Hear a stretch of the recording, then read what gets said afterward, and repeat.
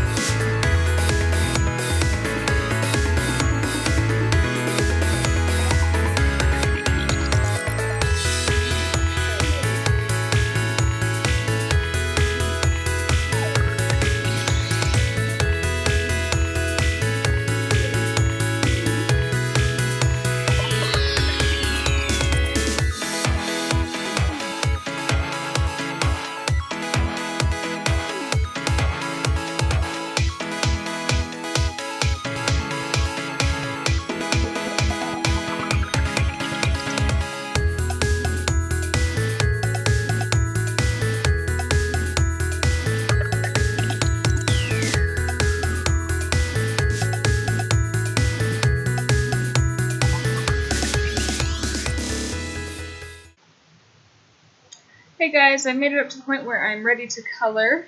So I wanted to walk you through my process a little bit, how I make those color decisions and actually do the coloring itself.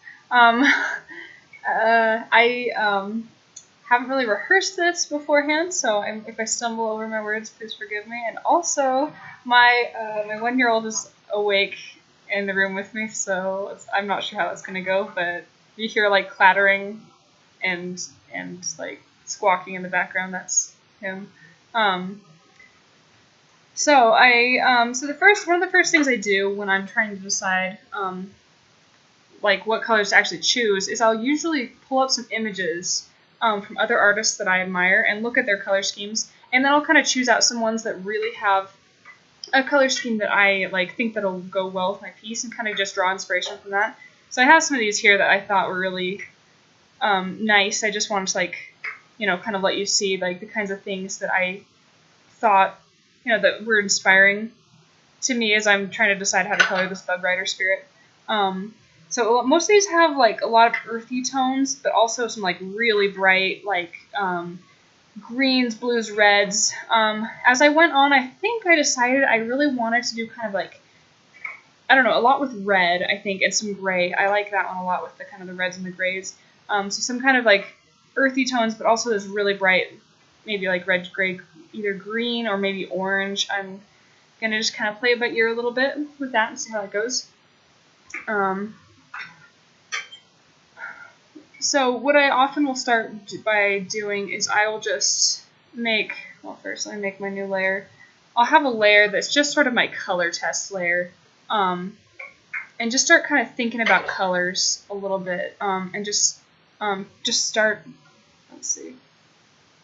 So I have a new version of Photoshop, and I'm really not used to it at all. So if I'm kind of if I seem to be struggling, it's because I am a little bit. I'm not used to this really at all yet. So I'm kind of trying to think about some colors for this snail itself. I actually was pulling up some actual snail images because I think that's really good to look at reference pictures. And so here I'm just kind of trying to think about snail colors and get some inspiration for that. That's a little dark.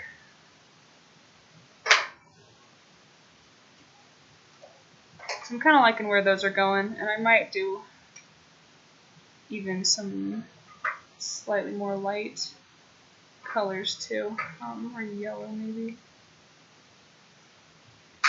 Yeah, I don't know.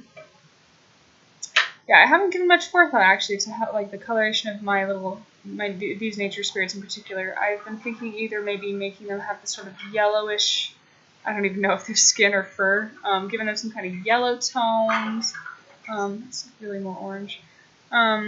Or doing something more kind of gray-brown maybe, which might also look nice if they have like if they're gonna have like the brighter clothes, which is I think what I'd planned is for them to have some pretty bright clothing, like doing some vivid reds. So I'm honestly gonna play it by ear a little bit.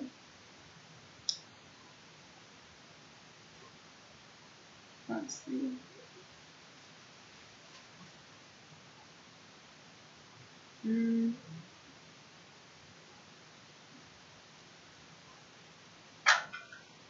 Kind of like that.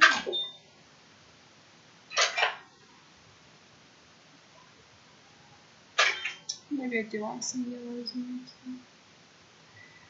I mean, their costumes were, or outfits, I guess, were inspired a little bit by, I don't know, they're supposed to look kind of like jesters, I guess, that sort of circus kind of feel.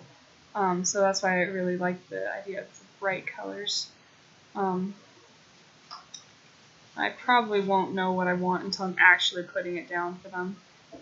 So I just have to kind of look at what I want for the pill bugs. I might give them a slightly more blue tone, not just the gray, but blue-gray like that. Yeah, I like that.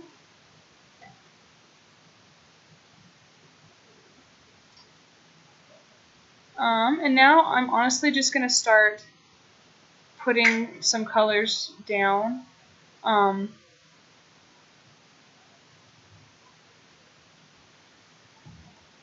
Oops, I missed a spot.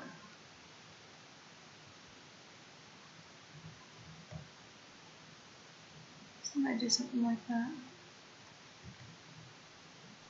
There we go. That's how it's supposed to go.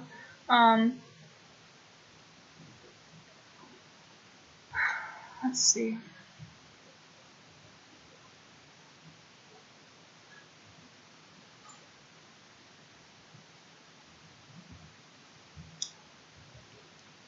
Nope, wrong layer. Let's try that again.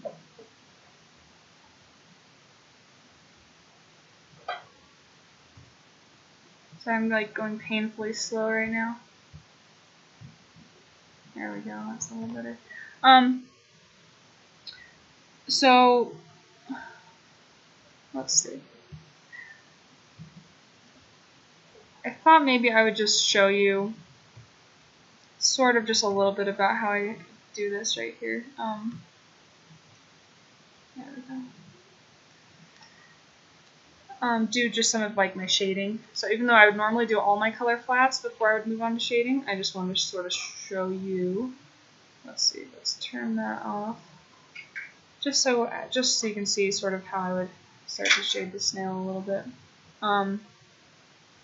So I have a ton of really cool custom brushes, meaning that they're not ones that came with Photoshop, but they're ones that most of them, I've only created a few brushes. Most of the brushes I have are actually ones that other artists have made, and they either have sold them or I've gotten them for free, both. And they're basically all modeled to look like actual paint, and that's kind of awesome. I just love that you can get. I mean, there's like this kind of argument people seem to have about, is it the tools that make the artist? And then most people will say, no, you have to be a good artist. You can't just, rely on your tools. But I would argue that an artist can be helped so much by just having nice tools. Like, you do need to know the fundamentals, but if you have nice tools, like, your life would be made so much easier. So I love having the nice brushes. So if you are an artist and you don't have any custom brushes and you've never tried making one yourself or even tried like picking one up, anything that anyone else has ever made, I would totally recommend that you should go and watch some tutorials on YouTube. make something yourself. You can make it from like actual real paint patterns that you import, and it's just really nice. It's honestly kind of a lifesaver if you know, because as you can see already, it takes me forever to do anything. At this speed, the time-lapse speed paint videos sure make it look like I can go fast, but I'm like so slow at this, so it's nice to have nice brushes that can just make things look good a little more quickly than if you were, trying to just do it all with your like flat brushes and I don't know.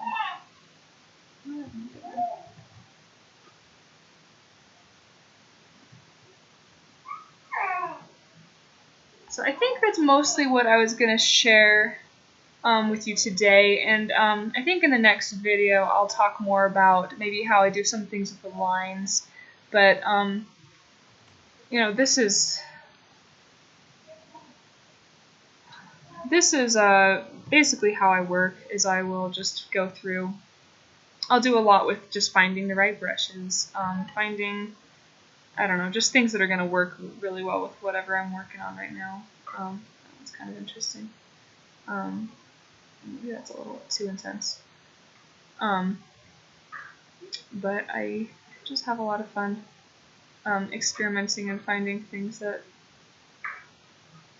that work well for me and for the project. So I think that's it for now. I'll go back to doing my time lapse so that we can get through this in a manageable amount of time. Thanks for listening.